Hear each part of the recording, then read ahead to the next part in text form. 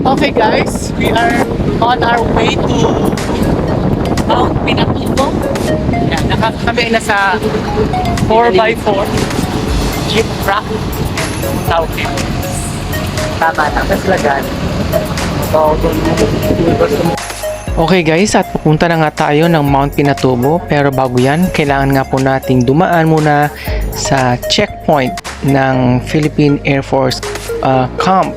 Isa po siyang kampo ng mga sundalo at binibigay po dyan yung mga documents na hiningi ng Local Tourism Office ng Santa Juliana, Tarlac City. Doon po kasi guys sa Tourism Office kinukuha nila yung name, address, kung saan yung nanggaling yung mga turista, yung age, yan, para documented talaga guys yung mga umaakyat papuntang Mount Pinatubo para alam nila kung ilan yung umakyat doon at ilan din yung bababa. So hindi talaga pwede guys ang mag DIY na umakyat ng Mount Pinatubo. Kailangan talagang dumaan ng local tourism office ng mga bayan na merong access papuntang Mount Pinatubo. Sa case po namin, kami ay sa Tarlac, sa barangay Santa Juliana. So yun po yung pinaka beginning point, starting point. Doon din kasi malapit sa tourism office yung mga parang tourism o tour guide agency, mga tour agency.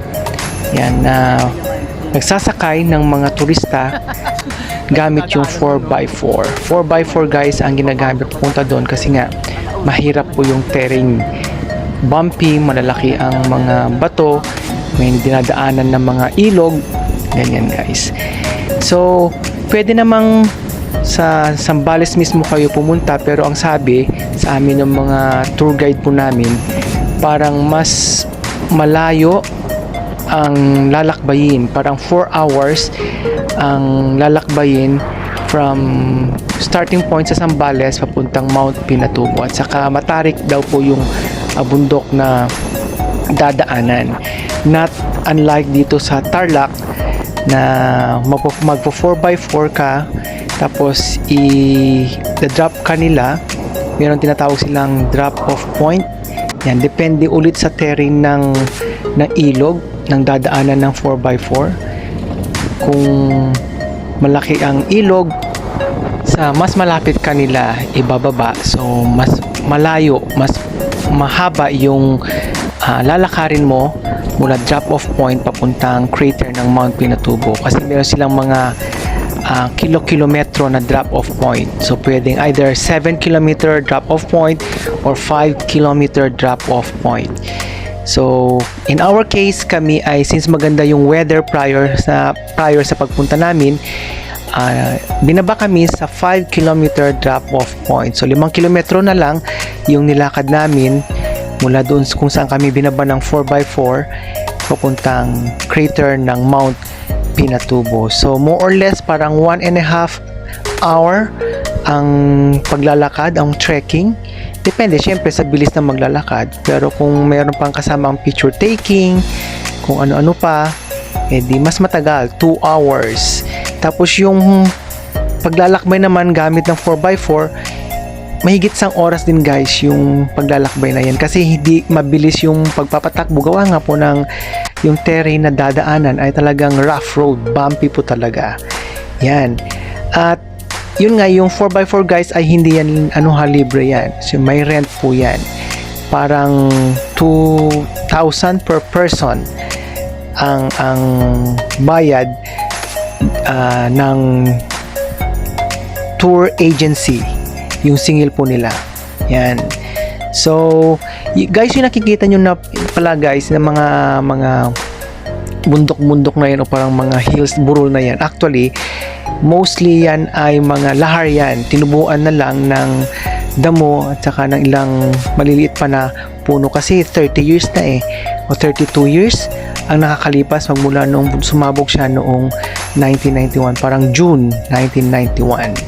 So ganun na katagal guys, pero hanggang ngayon guys makikita nyo pa rin, nandiyan pa rin, makapal pa rin yung iniwan na lahar ng Mount Pinatubo. Yan guys, lahar po yan. Ganyang kakapal yung ibinuga ng Mount Pinatubo noong sumabog siya noong 1991. So sa left side natin guys, makikita nyo ang tawag nila dyan ay parang Toblerone Hills kasi mukha siyang Toblerone, pa-triangle siya. Yan. Pero actually, yung pagiging triangle niya ay due to erosion na. Yan. Okay guys, so start na kami sa pag-trek. Ayan. Doon po yung drop-off point namin sa likod. Ayun yung nasakyan doon. Tapos, simula na kaming umakyat. Okay? Hindi mo sinusuot tong hat ko kasi hindi pa naman maaraw eh. Pero suot ko na rin. Ayun na mga kasama ko. Mountain ko to Elijah. So this is parang 2-hour walk, 7 kilometers pa mula doon sa binabaan namin. So more or less 2 hours. So mas mabilis, 1.5 hour. Okay. Yan, habang papunta doon, selfie.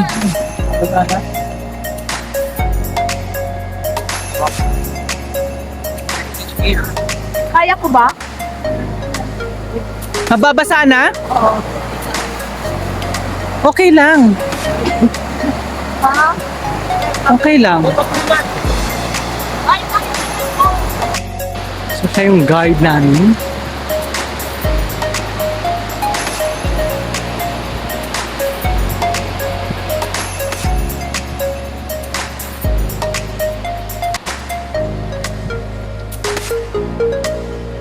Bilisan niya! So yun nga guys, papuntang Mount Pinatubo Crater ay dadaan ka sa river channel. So malalaking bato yung dadaanan mo, tapos tatawid-tawid ka sa rumaragasang ilog. Yan, makikita nyo yung pagkalalaking mga bato guys. Yan yung nagpapahirap sa pagti-trekking at saka yung pagtatawid-tawid sa mga ilog. Parang parang na.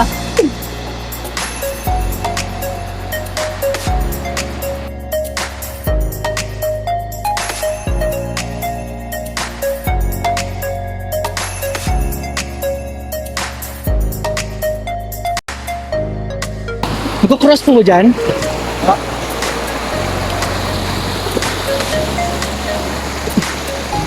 Oh.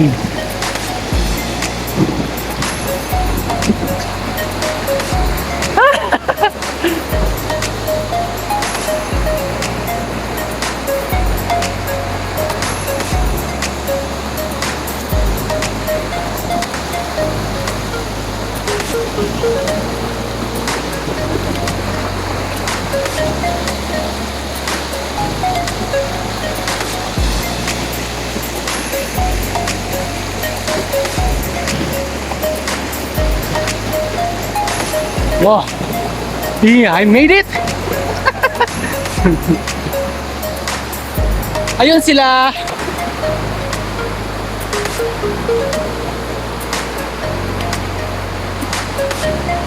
Doon pa kayo pupunta.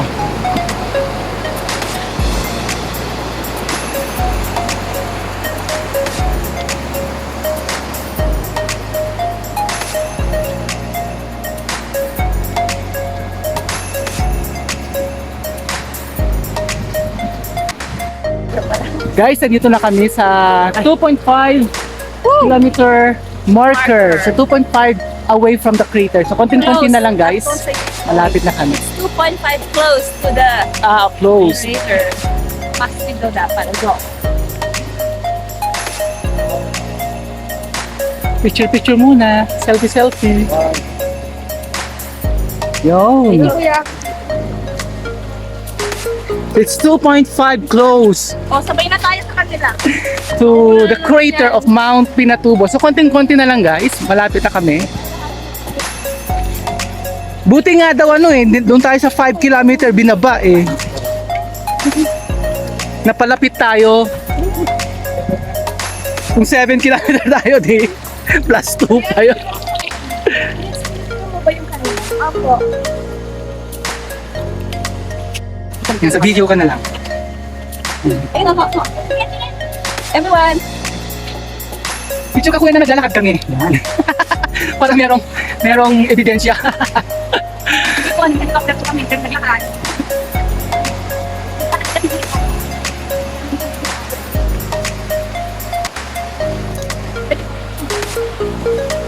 So ayun siya, may mga ilog kami tatawirin. Dati daw doon lang hanggang dyan ang drop off. Oo. Nasira na lang. Ha? Nasira na lang. Doon ako dadaan, mababasa ako. Ay, saan baga? Ay, doon pala sa kabila. Okay lang. Thank you. Struggles life. Dati na nagdala tayo ng ano?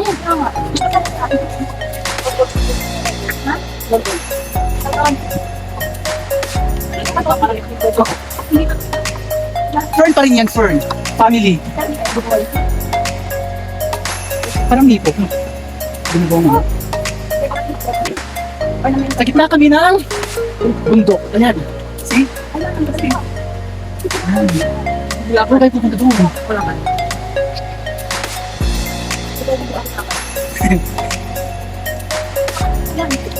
Sulfur yan. Hindi.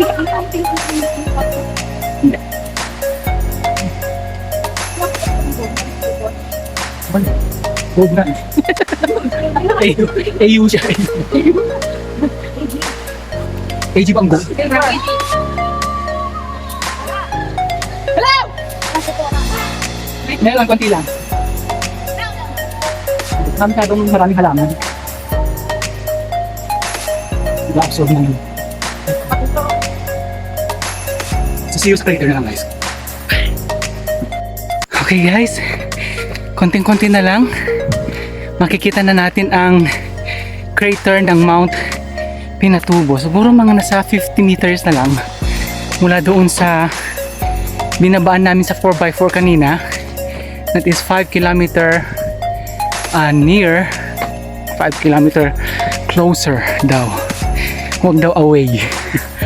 Okay, dito na kami. Ito na nga, 50. Guys, andito na pala tayo. Ayan siya oh, Mount Pinatubo Crater Lake.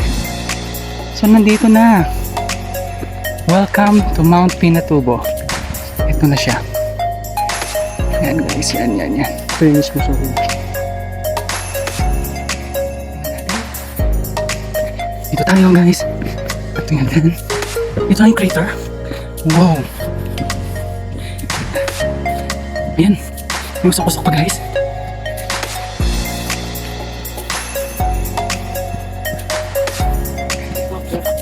Ayan yung sumabog mismo. Nauka lang siya.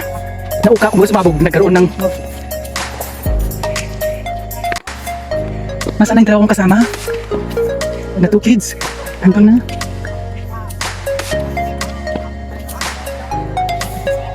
Ayun. Ayun sila. Kaya na pa kayo?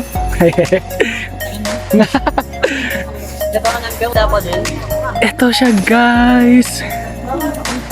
Yung. Ganito na sa baba. Okay. Ano na?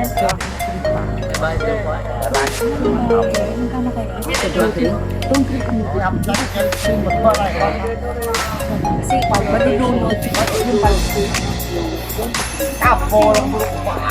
Kahit ano lang. Dito mag-picture na tayo para mga bababa. Yan, that's the crater guys. Man. Nice, beautiful.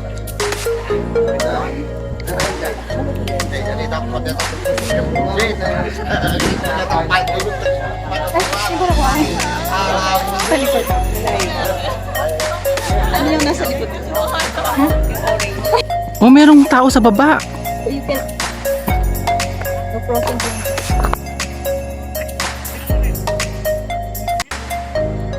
That's Mount Pinatubo guys.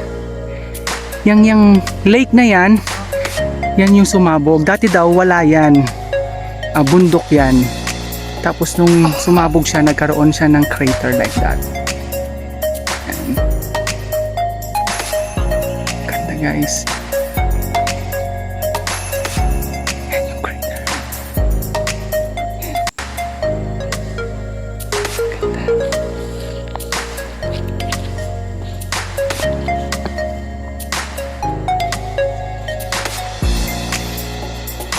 So guys, we're done touring Mount Pinatubo. Pauwi na kami.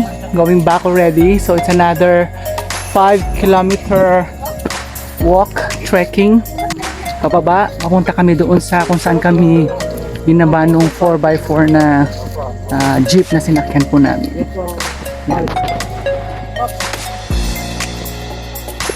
Ayan sila. Pabalik na kami guys. So, see you sa